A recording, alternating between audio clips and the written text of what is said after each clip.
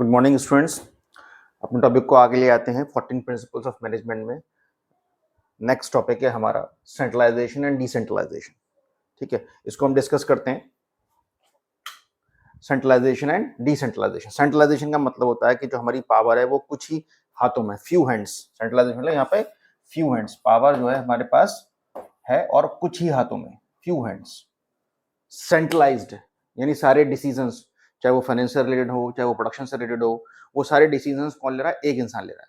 जैसे general store पे एक इंसान बैठता है, परचूनी की दुकान कह लो आप उसको, या कोई भी ऐसा काम जो खुद ही देख रहा है, सारे काम खुद कर रहा है, शॉप को खोल भी रहा है, बंद भी कर रहा है, सामान से बाजार भी लेके आ रहा है, सारा हिसाब कर रहा है, वो क्या है? सेंट्रलाइजेशन। यानी सारी चीजों को वो खुद ही मैनेज कर रहा है, एवरीथिंग। डिसेंट्रलाइजेशन यहाँ पर क्या है? उसने डिवाइड कर रखा है,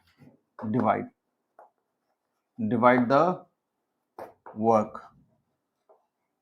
ठीक है, उसने अपने काम को डिवाइड कर रखा है चीजों को, और distribution of power of every level of management, और अपनी जो पावर्स है वो डिस्ट्रीब्यूट कर रखी है उसने हर लेवल्स ऑफ मैनेजमेंट। 3 लेवल्स हैं, टॉप है, मिडिल लेवल है और लोअर लेवल है, और भी बहुत से डिपार्टमेंट्स हैं, उसने अपनी अपनी पावर को डिवाइड कर रखा है। वो हर जगह तो मौजूद हो नहीं सकता, तो जाहिर सी बात है, मैं क्या कहना चाह रहा हूँ, वो हर जगह मौजूद नहीं हो सकता। यहाँ पे क्या है, एक जनरल स्टोर का एग्जाम्पल दिया, तो जनरली क्या है, centralisation is generally famous for, या कह सकते हैं सुटेबल फॉर स्मॉल बिजनेस। यानी उसमें जो है आप एक दुकान या एक छोटा मोटा बिजनेस कर रहे हैं, उसमें आप कर सकते हैं सेंट्रलाइजेशन। लेकिन अगर हमें डिसेंट्रलाइजेशन करना है तो बड़ी कंपनी में हमें डिसेंट्रलाइजेशन करना है, छोटी कंपनी को हम सेंट्रलाइज कर सकते हैं। और डिसेंट्रलाइजेशन में फॉर एग्जांपल एमएनसी है, तो उसमें सेंट्रलाइजेशन नहीं हो सकता। पूरी दुनिया में माइक्रोसॉफ्ट है, एलजी है, सैमसंग है, तो वहां तो हम सेंट्रलाइजेशन नहीं कर सकते कि एक इंसान सारी चीज देख सके। डिसेंट्रलाइजेशन हमेशा बड़ी ऑर्गेनाइजेशन में जरूरत पड़ती है, और उसके बगैर हमारा काम नहीं हो सकता। क्योंकि अगर हम किसी को अपनी डिसेंट्रलाइजेशन या पावर डिवीजन ऑफ वर्क नहीं करेंगे या डिवाइड नहीं करेंगे काम को, तो हम कैसे देख सकते हैं चीजों को? ठीक है, तो ये जो सेंट्रलाइजेशन है, कुछ ही हाथों में लोगों के पास पावर रहती है, फ्यू हैंड्स, और बाकी लोगों के पास वो अपना काम करते रहते हैं डिसेंट्रलाइजेशन के। जैसे मैनेजर हुआ, सब मैनेजर हुआ, सीईओ हुआ, तो ये सारे काम कर रहे हैं डिसेंट्रलाइजेशन के अंदर।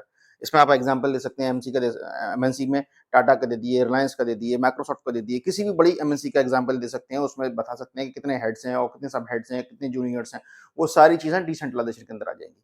अब आते हैं स्केलर चेन। स्केलर चेन क्या है?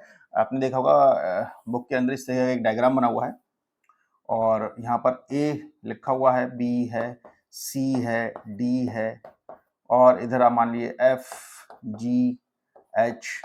ठीक है, तो इस तरह का कोई डायग्राम है। तो ये डायग्राम क्या कर रहा है? स्केलर चेन, कोई एक चेन है, यानी फ्रॉम हाईएस्ट यानी top order to lower rank, यानी ऊपर से नीचे की तरफ आ रही है और नीचे से ऊपर की तरफ जा रही है। यानी कोई भी इंफॉर्मेशन सिस्टमेटिक तरीके से जा रही है। फॉर एग्जांपल डी को बात करनी है एच से, यानी डी को क्या कम्युनिकेट करना है? एच से कम्युनिकेट करना है, तो वो कौन सा प्रोसेस अपनाएगा? स्केलर चेन का। डी जो है फिर सी के पास जाएगा, सी बी के पास जाएगा, बी ए के पास जाएगा, ए एफ के पास, और एफ जी के पास, और जी एच के पास। ये एक पूरा प्रोसेस होगा इन्फॉर्मेशन को from transferring from one place to another place. ठीक है, या one department to another department.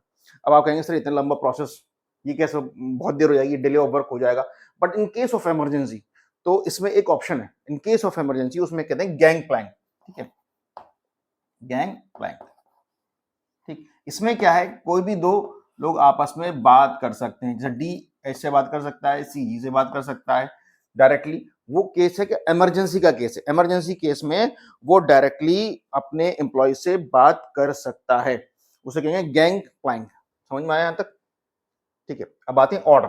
थोड़ा सा ऑर्डर में क्या करते हैं, रब कर लेते हैं इसको ताकि थोड़ा सा बोर्ड क्लियर हो जाए।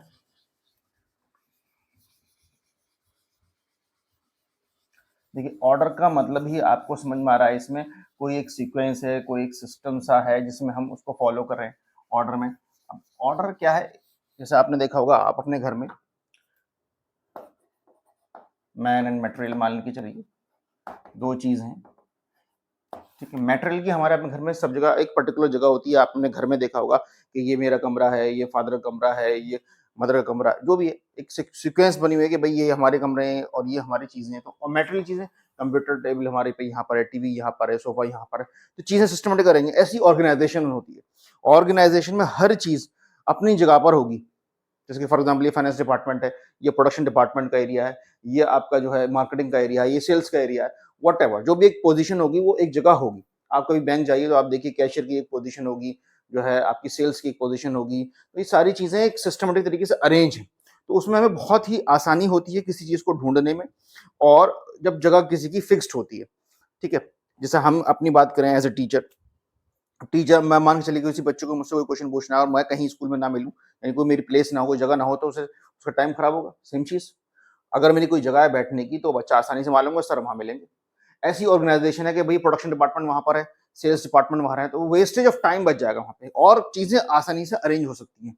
Okay, come to the next point, equity. अब इक्विटी का मतलब भी आप समझ रहे हैं, इक्वल ट्रीटमेंट, ठीक है? हर इंसान के साथ बराबर से सलूक करना, बराबर का सलूक करना। There is no discrimination on the basis of the religion, on the basis of caste, on the basis of gender.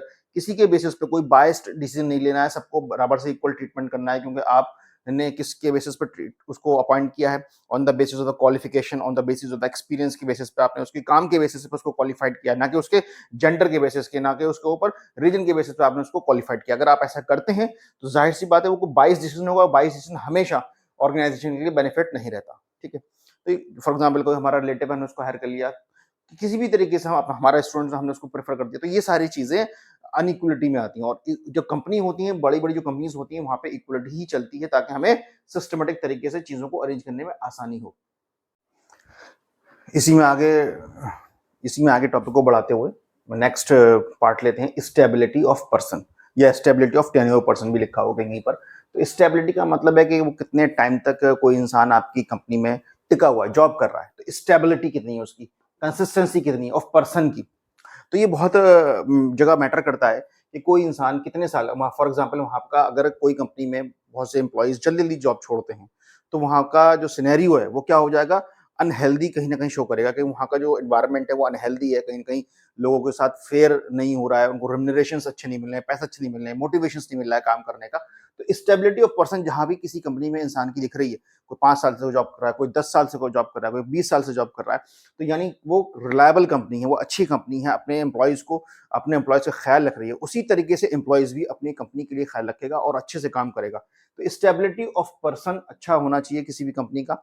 और ये रेशियो हर साल निकलता है, कंपनी निकालती है कि भाई हमारा टर्नओवर इतना हो रहा है, कितने लोग छोड़ के जा रहे हैं, हमारे यहाँ कितने लोग एम्प्लॉय काम करते हैं। आपने देखा होगा इंटरनेट पर बहुत सारी न्यूज़ आती रहती हैं कि इतने इस साल हमने इतने हायर किए, इस साल हमारे पास इतने निकल गए, हमने इतने फायर कर दिए। वो सारी चीज़ें उसमें वो मेंशन करते हैं। तो जितने ज़्यादा लोग उसमें लंबे टाइम तक जॉब कर रहे हैं, तो उसके उस कंपनी की इस पोजीशन बताता है कि वहाँ का एनवायरनमेंट अच्छा एनवायरनमेंट है जॉब करने के लिए। और उसमें क्या होता है, उतना ही फिर अच्छी तरीके से एम्प्लॉय भी उनका साथ देता है और काम करता है अच्छी तरीके से। इनिशिएटिव इनिशिएटिव मतलब कोई भी चीज़ एक तरीके से स्टार्ट करना, शुरुआत करना, तो ये काम होता जाता है मैनेजर का, ठीक है? मैनेजर क्या करेगा, इनिशिएट करेगा किसी भी चीज़ को स्टार्ट करने के लिए और अपने एम्प्लॉय को मोटिवेट करेगा कि भाई मेरे साथ मुझे कुछ फीडबैक दिए, मुझे सजेशंस दीजिए, मुझे कुछ बताइए इसके बारे में। तो वो होगा इनिशिएटिव, यानी मैनेजर है अपने सबऑर्डिनेट से ऐसा एनवायरनमेंट करेगा, कोऑर्डिनेशन बनाएगा, इस तरीके से बात करेगा कि उन लोगों को कॉन्फिडेंस आएगा, मोटिवेशन मिलेगा कि भाई ये हमारे बारे में बात कर रहा है, ये हमारी कंपनी की बात कर रहा है, हम इस कंपनी का एक हिस्सा हैं।